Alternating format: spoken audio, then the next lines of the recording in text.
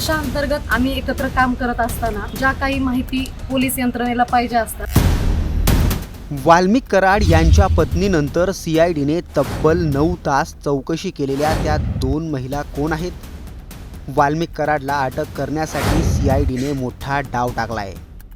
आतापर्यंत सरपंच संतोष देशमुख हत्या प्रकरणात CIDकडून तब्बल 150 ते 200 लोकांची चौकशी करण्यात आली आहे। पण यात सर्वाधिक चर्चेत आल्या आहेत 2 महिला। त्यातल्या एका महिलेचा वाल्मिक कराडांशी नेमका संबंध काय हे अद्याप समोर आलं नाहीये। यावरून CIDने त्या महिलेची चौकशी का केली?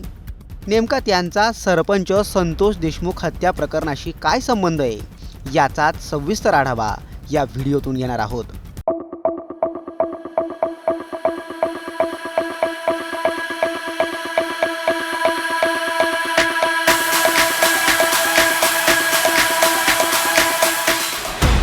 सरपंच संतोष देशमुख हत्या प्रकरणात CIDने तपासाचा फास आवळला आहे। हत्या, ॲट्रॉसिटी, खंडणी या तिन्ही गुन्ह्यांचा तपास CID 3 वेगवेगळ्या पातळ्यांवर घेत असल्याचं बोललं जात आहे। या तिन्ही गुन्ह्यांमध्ये वाल्मिक कराड हा महत्त्वाचा धागा असल्याचंही बोललं जात आहे। त्यामुळे CIDने वाल्मिक कराडांचे गेल्या 6 महिन्यांचे कॉल रेकॉर्ड तपासल्याचं बोललं जात आहे।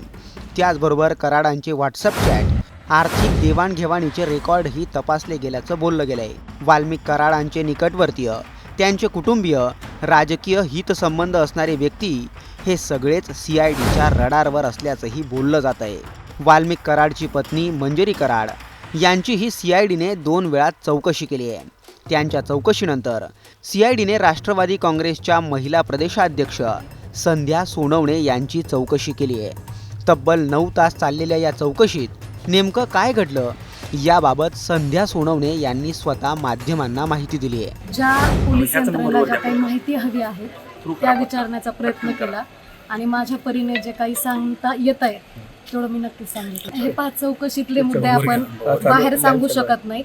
ह्या सगळ्या कॉन्फिडेन्शियल गोष्टी आहेत। हेच की पक्षांतर्गत आम्ही एकत्र काम करत असताना ज्या काही माहिती पोलीस यंत्रणेला पाहिजे असतात त्या आम्ही सांगण्याचा प्रयत्न केला। संध्या सोनवणे या राष्ट्रवादी काँग्रेसच्या युवती प्रदेशाध्यक्ष आहेत। त्या विद्यार्थी दशेपासूनच राष्ट्रवादी काँग्रेस पक्षात सक्रिय आहेत। त्यांनी राष्ट्रवादी काँग्रेस विद्यार्थी आघाडी पुणे विभागाचं पद भूषवलंय। त्यांनी अहमदनगरचं युवती जिल्हाध्यक्ष पदही भूषवलंय।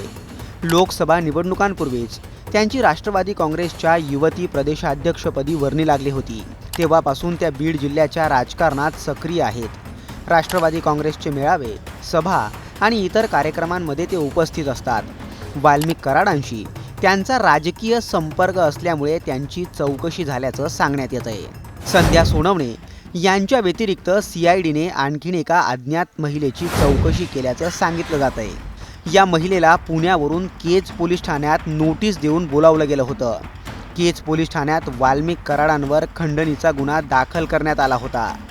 याच प्रकरणात त्या अज्ञात महिलेची चौकशी करण्यात आली आहे। CIDने चौकशी केलेल्या त्या महिलेचा राजकारणाशीही संबंध नसल्याचं स्थानिक पत्रकारांचं म्हणणं आहे। त्याचबरोबर या महिलेचं आणि वाल्मिक कराडांचं नेमकं नातं काय आहे हे देखील समोर आलं नाहीये। त्यामुळे वाल्मिक कराडशी संबंधित असलेली ही निकटवर्तीय महिला कोण असा प्रश्न आता विचारला जातोय। CIDने त्या महिलेची चौकशी नेमकी का केली असावी? आर्थिक हितसंबंधांवरून, व्हॉट्सअप चॅटिंगवरून की गेल्या 6 महिन्यांच्या कॉल रेकॉर्डिंगवरून याबाबतही वेगवेगळे तर्क लढवले जात आहेत। पण नेमकी ही गूढ महिला कोण होती? तिचा वाल्मिक कराडशी काय संबंध? आणि तिला CIDने पुण्यावरून केजला नोटीस देऊन का बोलवलं? याबाबत तुम्हाला काय वाटतं? उत्तर कमेंट करून नक्की कळवा।